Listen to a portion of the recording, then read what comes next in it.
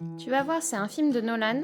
C'est l'ancien Nolan. Oh, il y a Monsieur Robin Williams en couverture. Oh, Don't Worry Darling, il est excellent aussi, il faut que je te le montre celui-là.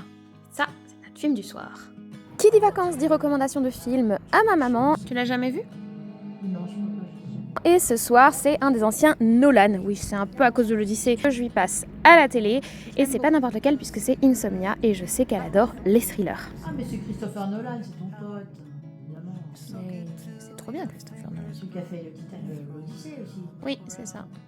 C'est Al Pacino, celui-là. C'est fatigué, malgré tout. Mais c'est Al Pacino, il a jamais l'air reposé. Vu, ça fait frais, hein, toute cette Ah, glace. Car oui, pour notre plus grand plaisir, le film se passe en Alaska. Regardez-moi ces paysages. Et c'est un thriller avec un casting de rêve, Robin Williams et Al Pacino.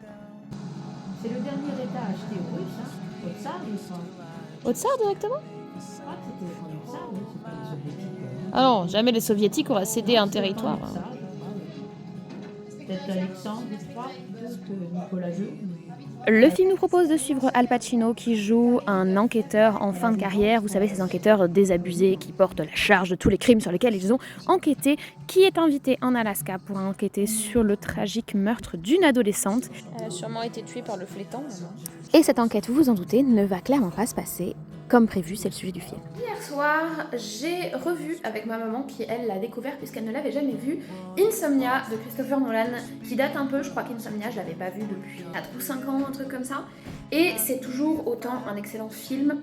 Cette enquête va être un petit peu particulière parce qu'on est en plein été en Alaska et qu'en plein été en Alaska, le soleil ne se couche jamais. Vous vous en doutez, le titre du film n'y est donc pas inconnu, mais le film va bien au-delà de ça puisqu'il nous pousse dans une enquête assez sombre avec un enquêteur qui est hanté par lui-même et qui prend presque autant de place que son enquête. Le film est vraiment très très bon.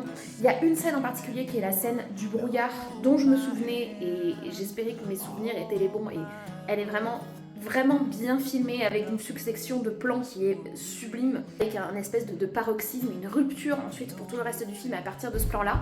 En plus, on a Robin Williams qui est clairement dans un rôle dans lequel on l'attend pas, elle lui va très très bien. C'est du Nolan avant que Nolan devienne le grand Nolan, si je puis dire ça ainsi. Je trouve que Nolan, dans cette simplicité du début de sa carrière, dans ses thrillers de début de sa carrière, avait déjà cette fibre, ses idées, cette façon de tenir sa caméra et surtout de diriger ses acteurs, puisque pour moi Nolan c'est surtout quelqu'un qui dirige très bien ses acteurs et qui permet aux acteurs de donner le meilleur d'eux-mêmes, en tout cas très souvent le meilleur d'eux-mêmes, et c'est ce qu'on a dans ce film avec ce casting de ouf. Donc si je peux vous le recommander, eh bien écoutez, il est disponible sur Netflix et moi je retourne à mon rattrapage de la film de Nolan.